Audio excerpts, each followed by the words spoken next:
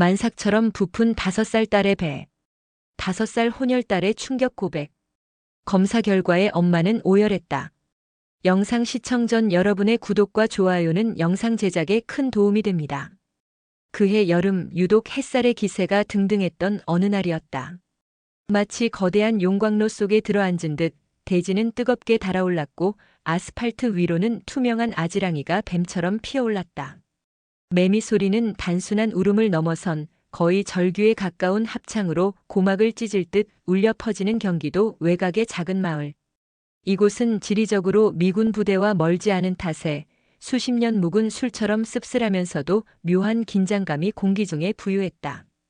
더불어 오래전부터 깊게 뿌리내린 배타적인 시선 또한 마을의 공기처럼 당연하게 존재하며 떠도는 곳이었다. 5살 리나는 담벼락 아래 그 뜨거운 햇볕에도 아랑곳하지 않고 소담하게 피어난 채송화 군락을 한참이나 진지한 눈빛으로 들여다보고 있었다. 윤기가 흐르는 까만 피부는 햇살을 받아 건강하게 빛났고 아무렇게나 삐죽삐죽 솟아오른 곱슬머리카락은 아이의 자유분방함을 닮아 있었다. 크고 맑은 눈망울을 천천히 깜빡이는 아이는 그 존재 자체로 마을 사람들의 은밀한 호기심이자 동시에 드러내놓고 말 못할 불편함의 대상이 되곤 했다. 리나의 엄마 써미영은 그런 시선들을 온몸으로 받아내며 살아왔다. 엄마, 엄마. 한낮의 열기에도 지치지 않는 아이 특유의 낭낭한 목소리가 정적을 갈랐다. 마당 한 구석에서 야무지게 흙장난을 하던 작은 손을 서툰 솜씨로 탁탁 털며 리나가 엄마 써미영에게로 종종 걸음으로 달려왔다. 미영은 낡은 나무 마루 끝에 걸터앉아 방금 길어 올린 시원한 우물물에 적신 수건으로 목덜미에 땀을 훔쳐내고 있었다. 그녀의 눈에는 딸을 향한 애정과 함께 이 작은 마을에서의 고단한 삶이 희미하게 어려 있었다. 응, 우리 공주님 엄마한테 왜 달려왔어? 무슨 재밌는 거라도 발견했니? 미영은 딸아이의 이마에 맺힌 땀방울을 손등으로 닦아주며 부드럽게 물었다. 있잖아, 엄마. 내 배가 좀 이상해. 이렇게 볼록하고 나왔어. 리나는 조금은 심각한 그러면서도 새로운 발견을 한 과학자 같은 표정으로 자신의 작은 티셔츠를 배꼽 위까지 걷어 올렸다. 그리고는 제법 동그랗게 솟아오른 배를 작은 손가락으로 콕콕 찔러 보이며 내밀었다. 미영은 순간적으로 리나의 배를 보았지만 이내 가볍게 웃어넘겼다. 아이들은 원래 잘 먹고 잘 크는 시기에 배가 나오기도 하고 또 변이라도 시원하게 보지 못하면 그럴 수 있다고 생각했다. 어이구, 우리 리나 어제 할머니가 주신 옥수수 맛있다고 2개나 먹더니 그래서 그런가 보다.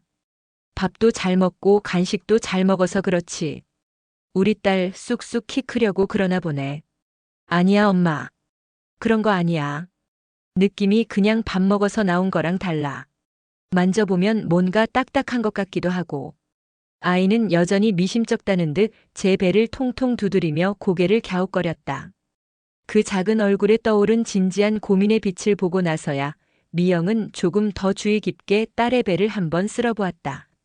아주 약간 정말 미미하게 평소보다 조금 더 단단하고 부풀어 오른 것 같기도 했다. 그러나 여전히 미영은 그 변화를 대수롭지 않게 여기려 애썼다. 아이들 배는 원래 고무줄처럼 늘었다 줄었다 하는 올챙이 배가 아니던가. 게다가 리나는 늘 건강했고 잔병치레 한번 제대로 한 적 없는 아이였기에 더욱 그랬다. 그러나 며칠이 지나고 한 주가 흘러도 리나의 배는 좀처럼 가라앉을 기미를 보이지 않았다. 오히려 미영의 불안감을 비웃기라도 하듯 아주 조금씩 그러나 누구도 부정할 수 없을 만큼 분명하게 더 불러오는 듯했다. 미영의 마음속 깊은 곳에 심어졌던 작은 불안의 씨앗이 이제는 축축한 땅 속에서 검은 싹을 틔우기 시작한 것이다. 리나는 겉으로는 여전히 밝고 명랑했지만 혼자 있을 때면 가끔 자신의 배를 가만히 만지며 여기에 누가 몰래 숨어 있나 봐 하고 낮은 목소리로 중얼거릴 때가 있었다. 그럴 때면 미영의 심장이 바닥으로 쿵 하고 떨어지는 듯한 아찔함을 느꼈다. 아이의 천진한 그 말이 마치 불길한 예언처럼 들렸다. 어제나 그저께 혹시 찬 음식이나 상한 음식을 먹은 건 아니고요?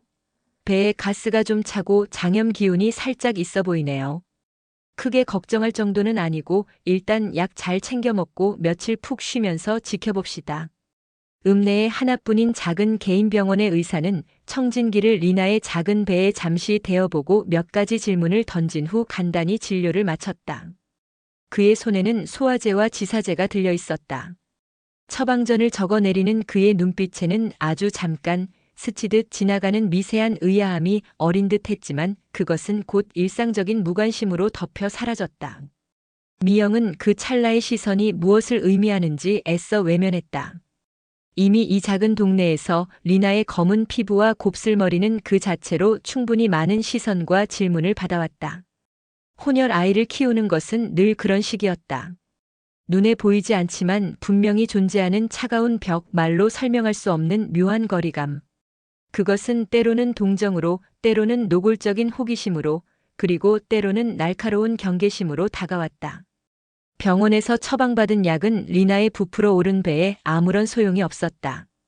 마치 물을 뿌려도 꺼지지 않는 불씨처럼 리나의 배는 매일 밤 자고 일어나면 조금씩 더 그 크기를 키워갔다. 보름달이 차오르듯 서서히, 그러나 멈추지 않고 분명하게 부풀어 올랐다. 이제는 헐렁한 옷으로도 가릴 수 없을 만큼 누가 봐도 아이의 몸 상태가 정상이 아니라는 것을 알 수 있을 정도였다. 평소에 즐겨 입던 예쁜 원피스들은 전부 작아져서 입을 수 없게 되었고 숨을 쉴 때마다 가슴이 답답한지 작은 어깨를 들썩이며 힘겹게 숨을 몰아쉬곤 했다. 밤에는 깊은 잠을 이루지 못하고 식은 땀을 흘리며 끙끙 앓는 소리를 냈다. 한때 별처럼 반짝이던 아이의 해맑은 얼굴에선 웃음기가 점차 사라지고 그늘이 드리워지기 시작했다. 그렁그렁한 눈물 방울이 금방이라도 쏟아질 듯 커다란 눈으로 엄마를 올려다보며 엄마 나 너무 아파. 내 배에 누가 자꾸만 무거운 돌멩이를 집어넣나 봐 하고 울먹이며 속삭일 때 미영은 온 세상이 발밑으로 꺼지며 무너지는 듯한 극한의 절망감을 느꼈다. 동네 사람들의 수군거리는 소리가 이제는 미영이 애써 귀를 막아도 송곳처럼 날카롭게 그녀의 귀에 파고들기 시작했다. 시장 골목을 지날 때면 빨래터에 나갈 때면 심지어 리나의 손을 잡고 잠시 집 앞을 거닐 때조차 등 뒤에서 들려오는 그들의 목소리는 잔인했다. 어머, 쟤 그 왜 있잖아. 서신의 깜둥이 딸 아니야? 근데 쟤 배가 왜 저렇게 불렀대? 꼭 애밴 것 같네. 쯧쯧. 글쎄 말이야. 아무리 그래도 5살짜리가 애를 뵌 건 아닐 테고 혹시 어디서 못된 어른한테 험한 꼴이라도 당한 거 아니야? 저러다 큰일 나는 거 아닌지 몰라. 아무래도 저쪽 미군 부대 근처라 그런가 봐. 거기서 뭐 안 좋은 거라도 흘러나와서 애들 몸에 탈이 나는 건지 걔 아빠도 시커먼 미군이었다면서. 피는 못 속인다더니 짜. 그 말들은 날카롭게 벼린 비수가 되어 미영의 가슴 가장 연약한 곳에 날아와 깊숙이 박히는 듯 했다. 미영은 부들부들 떨리는 손을 감추기 위해 이를 악물었다. 당장이라도 그들에게 달려가 그 더러운 입을 틀어막고 당신들이 지금 얼마나 잔인한 말을 내뱉고 있는지 소리치고 싶었지만 그럴수록 오히려 리나에게 더 크고 지울 수 없는 상처가 될까 두려웠다. 아이는 이미 어른들의 이상한 시선과 속삭임을 어렴풋이나마 감지하고 있었다. 주체할 수 없는 공포감은 검은 늪처럼 미영의 온 정신을 잠식해 들어갔다. 이러다 정말 내 딸아이가 잘못되는 건 아닐까? 돌이킬 수 없는 일이 벌어지는 건 아닐까? 리나의 작은 배는 이제 더 이상 부풀어 오를 곳이 없다는 듯 금방이라도 얇은 피부가 터져버릴 것처럼 팽팽하게 긴장되어 있었다. 가끔 그 안에서 무언가 꾸르륵거리는 소리가 들릴 때면 미영은 그것이 리나의 장기가 고통에 겨워 지르는 비명처럼 느껴졌다. 겉으로 보기에는 영락없는 만삭의 임산부와 다를 바 없었다. 미영은 뜬 눈으로 밤을 지새우며 딸의 뜨거운 배를 하염없이 쓰다듬으며 간절히 기도했다. 제발 우리 리나 아무 일도 아니기를. 이 모든 것이 그저 나쁜 꿈이기를. 제발. 결국 더 이상 지체할 수 없다고 판단한 미영은 마지막 남은 약간의 생활비를 털어 리나를 데리고 버스를 2번이나 갈아타야 하는 시내의 좀 더 큰 종합병원을 찾았다. 접수부터 검사까지 모든 과정이 낯설고 불안했다. 특히 초음파 검사실 앞에서 하얀 시트가 깔린 차가운 침대에 누워있는 딸아이를 보며 기다리는 시간은 마치 지옥의 문턱에서 영겁의 시간을 보내는 것처럼 길고 고통스러웠다. 마침내 하얀 가운을 입은 초음파 기사가 심각한 표정으로 모니터 화면과 리나의 배를 번갈아 들여다보는 순간 미영은 심장이 멎는 것 같았다. 무언가 잘못되었다는 것을 직감했다. 그리고 곧이어 이어진 CT 촬영. 차갑고 기계적인 소음만이 가득한 검사실에서 미영은 리나의 작은 손을 잡고 기도 외에는 아무것도 할 수 없었다. 결과는 그 어떤 상상보다도 잔혹한 청천벽력과 같았다. 복강 내에 아주 거대한 크기의 종양이 가득 차 있습니다. 상담실에서 만난 젊은 의사는 안경 너머로 안타까운 눈빛을 보내며 조심스럽게 말을 꺼냈다. 그의 책상 위 모니터에는 리나의 몸속을 찍은 흑백 사진들이 여러 장 떠 있었다. 정확한 조직 검사를 통해 확진을 해야겠지만 현재 종양의 크기나 형태로 보아 기형종 TRATOMA일 가능성이 매우 높아 보입니다. 기형종. 난생 처음 들어보는 기괴하고 낯선 단어였다. 미영이 멍하니 그 단어를 되묻자 의사는 자신이 설명해야 할 내용의 무게감에 당황한 기색을 애써 감추며 좀 더 자세히 설명하기 시작했다. 쉽게 말해 태아 시기에 여러 종류의 세포로 정상적으로 분화해야 할 원시 생식 세포들이 어떤 이유에서인지 한 곳에 비정상적으로 뭉쳐서 자라는 일종의 종양입니다. 아주 드물게 발생하는 질환이긴 합니다만 불행히도 누구에게나 생길 수 있는 선천적인 질환이고요. 종양 안에는 때로 머리카락이나 치아, 지방 조직, 심지어는 뼈나 신경 조직 같은 다양한 신체 조직들이 발견되기도 합니다. 머릿속이 새하얗게 비어버리는 느낌이었다. 아무런 생각도 할 수 없었다. 사랑스러운 내 딸 리나의 작은 뱃속에 머리카락이며 치아 같은 것들이 기괴하게 얽혀 자라고 있다는 말인가. 단지 상상하는 것만으로도 온몸의 피가 차갑게 식는 듯 끔찍했다. 의사는 지체 없이 수술이 필요하다고 단호하게 말했다. 종양의 크기가 이미 너무 커서 주변 장기를 압박하고 있고 만약 파열이라도 된다면 생명이 위험할 수도 있다고도 덧붙였다. 미영은 차갑고 딱딱한 병원 복도 바닥에 그대로 주저앉아 터져나오는 울음을 삼키며 소리 없이 오열했다. 왜 하필 내 딸에게 이런 끔찍한 일이 벌어진 걸까? 내가 전생에 무슨 죽을 죄를 지었기에 이토록 어린아이에게 이런 시련을 주시는 걸까? 신이 있다면 나와보라고 소리치고 싶었다. 소문은 걷잡을 수 없이 마치 마른 들판에 붙은 불길처럼 흉흉하게 번져나갔다. 리나의 병명인 기형종이라는 단어는 어느새 마을 사람들의 입방아에 오르내리는 가장 자극적인 안주거리가 되어 있었다. 그 단어가 가진 기괴한 어감은 사람들의 상상력을 더욱 자극하는 듯 했다. 꺼봐, 내가 뭘 했어. 그냥 배탈이 아니었다니까.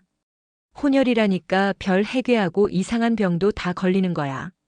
쯧쯧, 불쌍해서 어쩌나. 내 아는 사람의 아는 사람이 그러는데 그 미군 부대에서 예전에 무슨 화학약품 같은 게 유출된 적이 있대. 거기서 나온 방사능 때문이라던데. 걔 아빠도 그쪽 미군이었잖아. 인과응보지 뭐. 어휴, 말만 들어도 징그러워라. 어떻게 애 뱃속에 그런 흉측한 것들이 다 들어있을 수가 있어? 혹시 그거 악마의 씨 뭐 그런 거 아니야? 미영이 정보를 얻기 위해 그리고 가끔은 외로움을 달래기 위해 익명으로 들어가던 지역 온라인 맘카페에는 차마 입에 담기도 힘든 더 잔인하고 모욕적인 글들이 버젓이 올라왔다. 그거 혹시 뱃속에 외계인 기생충 키우는 거 아니냐? 애 관리를 도대체 어떻게 한 거냐? 엄마 자격도 없다. 심지어는 그런 애는 그냥 신의 저주를 받은 거다. 빨리 하늘나라로 보내는 게 애를 위하는 길이라는 악마 같은 댓글까지 달렸다.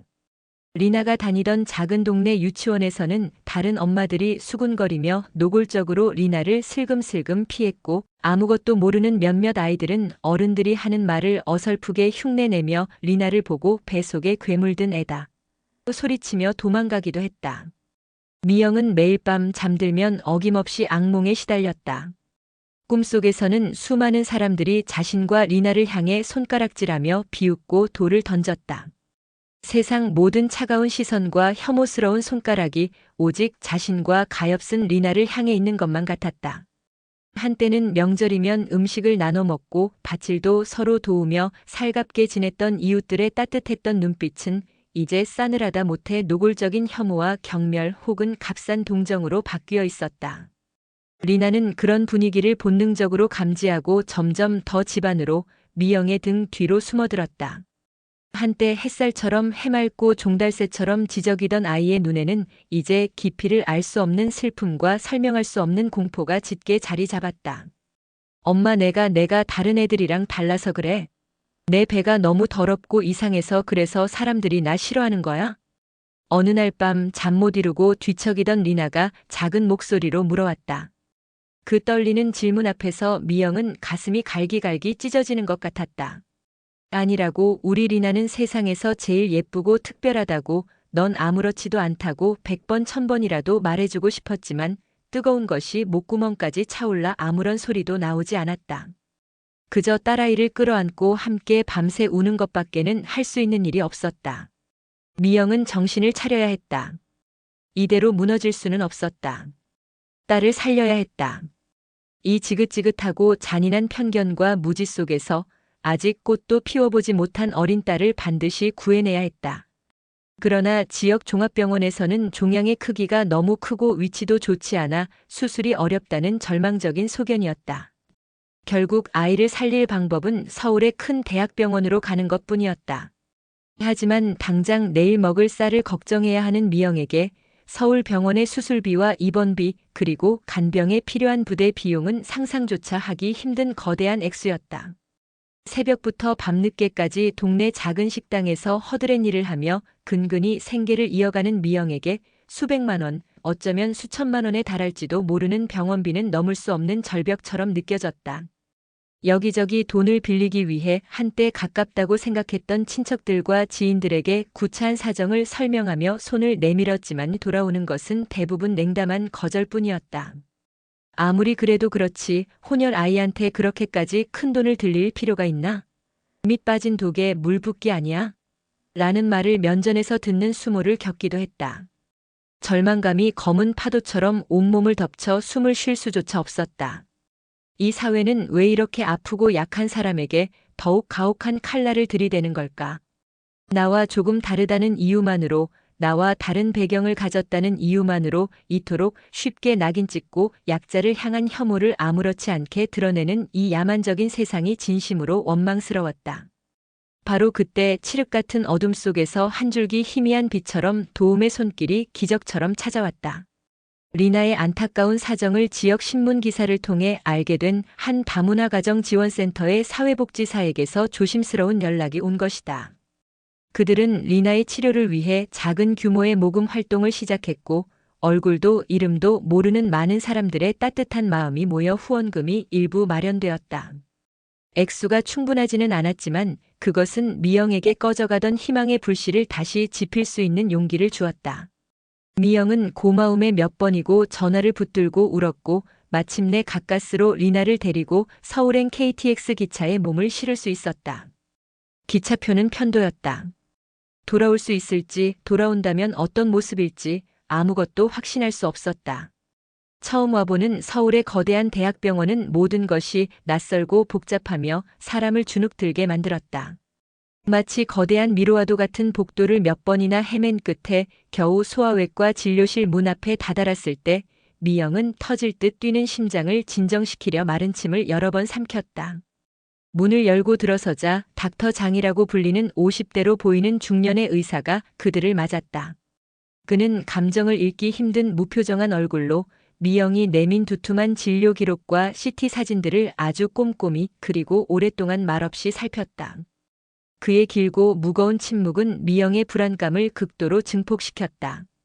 어쩌면 여기서도 가망이 없다는 말을 듣게 될지도 모른다는 최악의 상상이 머릿속을 스쳐 지나갔다. 한참의 시간이 흐른 후 닥터장이 드디어 입을 열었다. 네, 기영종이 맞습니다. 그리고 사진으로 보는 것보다 실제 크기는 훨씬 더 거대할 것으로 예상됩니다. 하지만 현대의학으로 충분히 수술적 제거가 가능합니다. 그의 목소리는 낮고 차분했으며 어떠한 감정의 동요도 느껴지지 않았지만 이상하게도 그 어떤 달콤한 위로의 말보다 더 큰 신뢰감을 주었다. 마치 폭풍우 속에서 발견한 단단한 등대 같았다. 선생님, 이런 무서운 병은 혹시 저희 아이가 남들과 달라서 특별해서 그래서 더 잘 걸리는 건가요? 미영은 자신도 모르게 그동안 가슴속에 응어리져 있던 가장 아프고 두려웠던 질문을 떨리는 목소리로 내뱉었다. 그것은 의학적 질문이라기보다는 세상의 모든 부당한 시선과 편견에 대한 원망이 뒤섞인 절규에 가까웠다. 닥터장은 잠시 펜을 내려놓고 미영의 눈을 똑바로 바라보았다.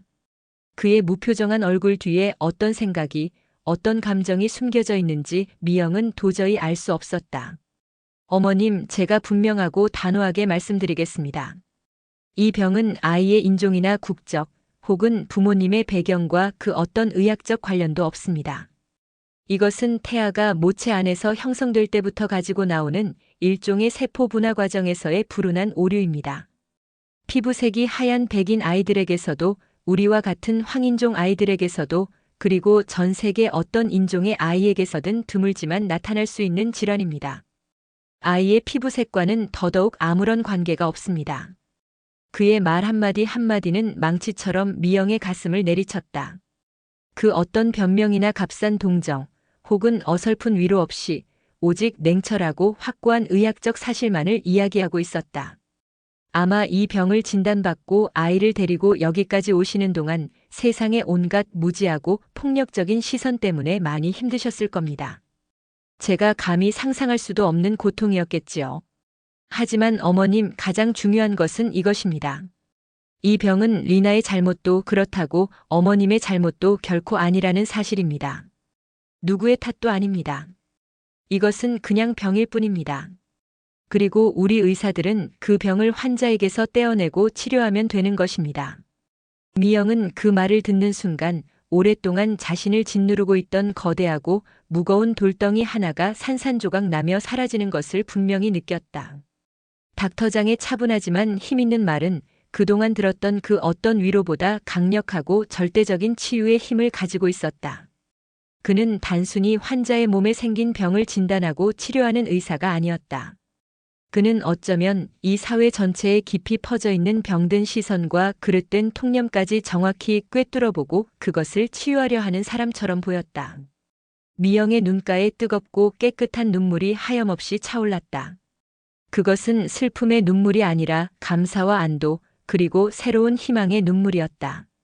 리나의 수술 날짜가 잡혔고 그날까지 미영은 병원 간이 침대에서 쪽잠을 자며 한시도 딸아이의 곁을 떠나지 않았다. 거대한 대학병원에서도 리나의 독특한 외모를 흘깃거리거나 노골적으로 신기한 듯 쳐다보는 시선은 여전히 존재했지만 이제 미영은 예전처럼 움츠러들거나 고개를 숙이지 않았다. 누군가 리나의 잔뜩 부풀어 오른 배를 보며 뒤에서 수군거리면 미영은 조용히 다가가 그들의 눈을 똑바로 쳐다보며 당당하게 말했다. 우리 아이는 지금 좀 아픈 거예요. 곧 큰 수술을 받을 예정이고 수술만 잘 받으면 건강하게 나을 수 있어요. 부디 신기하게 보거나 함부로 말씀하지 않으셨으면 좋겠습니다. 아이가 상처받아요. 그녀의 목소리에는 이전에는 찾아볼 수 없었던 조용하지만 단단한 용기가 실려 있었다. 그녀는 더 이상 도망치거나 숨지 않았다. 자신이 먼저 용기를 내야 세상도 바뀔 수 있다는 것을 깨달았기 때문이다. 용기를 내어 지역 맘카페에도 다시 한번 글을 올렸다. 리나의 정확한 병명과 상태에 대해 그리고 그동안 자신과 딸이 겪어야 했던 부당하고 폭력적인 시선과 말들에 대해 담담하지만 단호한 어조로 적어 내려갔다. 몇몇 사람들은 여전히 악의적인 댓글로 비아냥거렸지만 놀랍게도 많은 사람들이 진심으로 사과의 뜻을 전해왔고 리나의 쾌유를 비는 응원의 메시지를 보내주기도 했다. 어쩌면 아주 작고 미미한 변화였지만 미영에게는 그것이 세상을 향해 내딛는 첫걸음처럼 느껴졌고 알 수 없는 큰 힘과 위안을 주었다. 수술은 예상보다 훨씬 더 길고 힘든 대수술이었다. 꼬박 8시간이 넘는 피를 말리는 듯한 긴 시간 동안 미영은 수술실 앞 차가운 의자에 앉아 꺼질 듯한 희망을 붙잡고 기도만 반복했다. 수술실 램프의 붉은 빛이 초록빛으로 바뀌기만을 애타게 기다렸다. 마침내 무겁게 닫혀있던 수술실 문이 스르륵 열리고 지친 기색이 역력한 닥터장이 수술복 차림으로 걸어 나왔다. 그의 초록색 수술모 아래로 보이는 이마에는 굵은 땀방울이 송골송골 맺혀 있었다. 수술은 다행히 잘 끝났습니다. 예상대로 종양의 크기가 엄청났지만 중요한 혈관이나 장기 손상 없이 모두 성공적으로 제거했습니다. 아이의 생명에는 전혀 지장 없을 겁니다. 그 말을 듣는 순간 미영은 온몸의 긴장이 한꺼번에 풀리며 다리에 힘이 빠져 그 자리에 주저앉고 말았다. 터져나오는 울음을 참을 수 없었다. 감사하다는 말조차 제대로 나오지 않아 그저 고개를 숙이고 흐느끼는 것밖에는 할 수 없었다.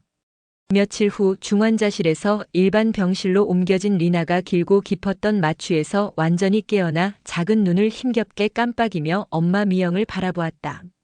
아직 수술 부위의 통증이 심한 듯 얼굴을 찡그리면서도 아이는 본능적으로 자신의 배를 내려다보았다.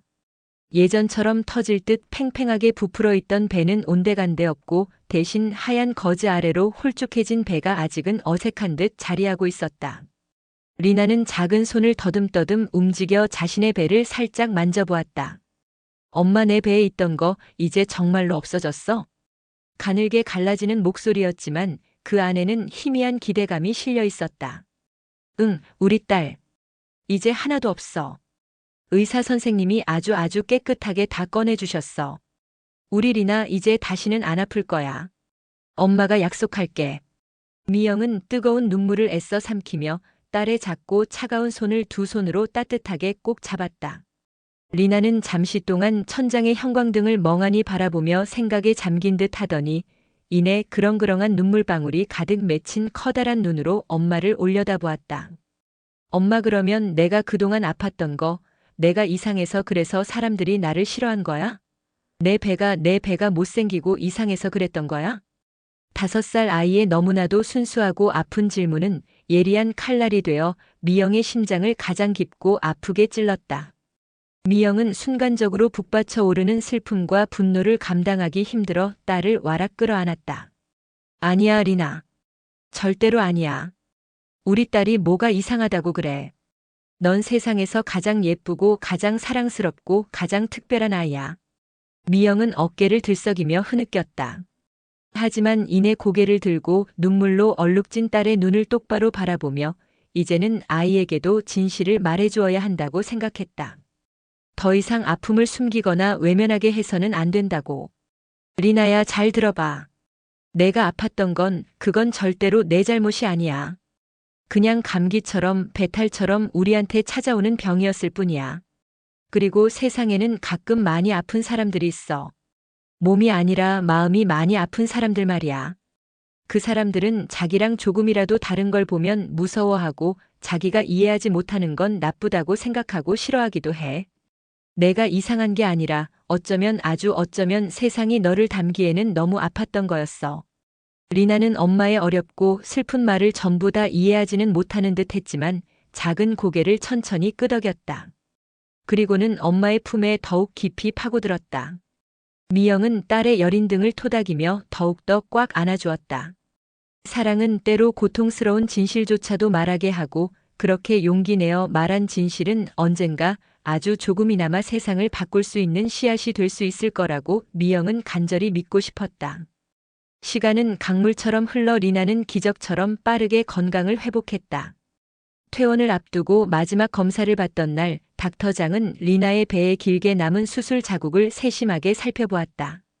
흉터는 선명했지만 그것은 리나에게 더 이상 부끄러움이나 공포의 대상이 아닌 용감하게 큰 병을 이겨냈다는 증표처럼 보였다. 가끔 리나는 아무도 없을 때 자신의 배에 가만히 손을 얹고 긴 흉터를 살짝 쓰다듬어 보곤 했다. 그럴 때면 마치 용감한 작은 전사가 얻은 명예로운 훈장처럼 보이기도 했다.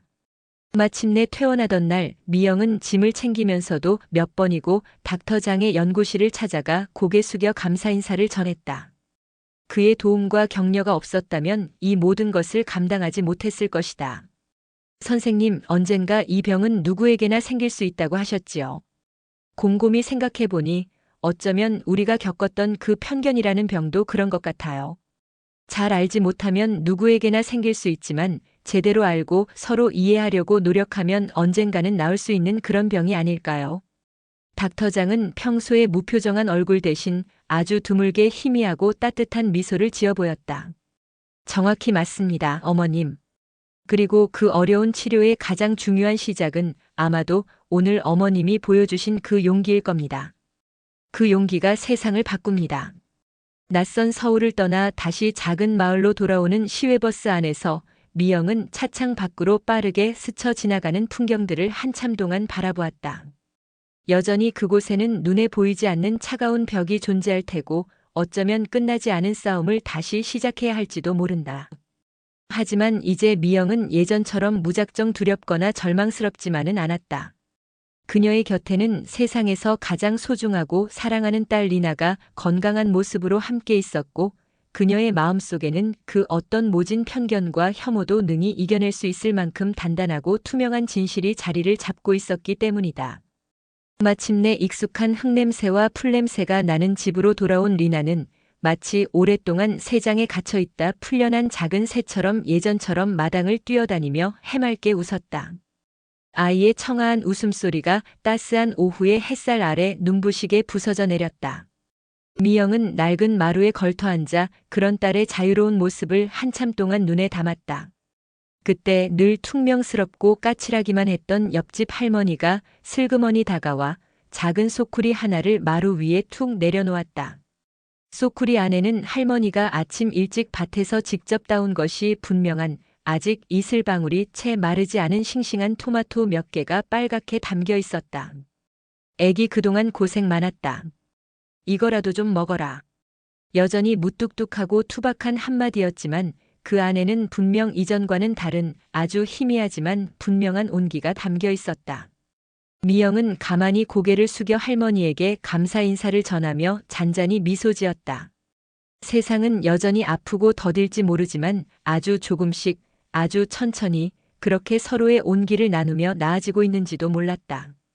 어느덧 하루 해가 저물고 창밖으로 별들이 하나둘씩 떠오르던 고요한 밤 잠자리에 들 시간이었다. 리나는 미영의 따뜻한 품에 폭 안겨 스르르 눈을 감으려다 문득 무언가 생각난 듯 작은 목소리로 속삭이듯 물었다. 엄마 있잖아, 내 배엔 이제 정말로 진짜로 아무도 없어. 그 이상한 거 다 나갔지? 미영은 딸의 부드러운 곱슬머리를 가만히 쓰다듬으며 세상에서 가장 부드럽고 따뜻한 목소리로 속삭였다. 응, 우리 아가. 이제 아무것도 아무도 없어. 아주 깨끗해. 대신에 그 빈자리에는 엄마의 사랑이랑 할머니의 사랑이랑 또 얼굴은 모르지만 우리 리나 응원해준 아주 많은 사람들의 커다란 사랑이 가득가득 채워져 있지. 리나는 엄마의 그 말에 세상에서 가장 만족스럽고 행복한 듯 작은 한숨 같은 숨을 나지막이 내쉬며 깊고 평화로운 잠 속으로 빠져들었다. 그 천사처럼 평화로운 얼굴을 가만히 내려다보며 미영은 문득 생각했다. 어쩌면 세상의 모든 내 배엔 아무도 없어요라고 외치는 작고 여린 존재들의 속삭임은 그 텅 빈자리를 따뜻한 사랑으로 채워달라는 간절하고도 절박한 구조 신호일지도 모른다고. 그리고 그 작은 속삭임에 우리가 귀를 기울이고 응답하는 한 이 세상은 결코 절망만이 가득한 어두운 곳은 아닐 거라고.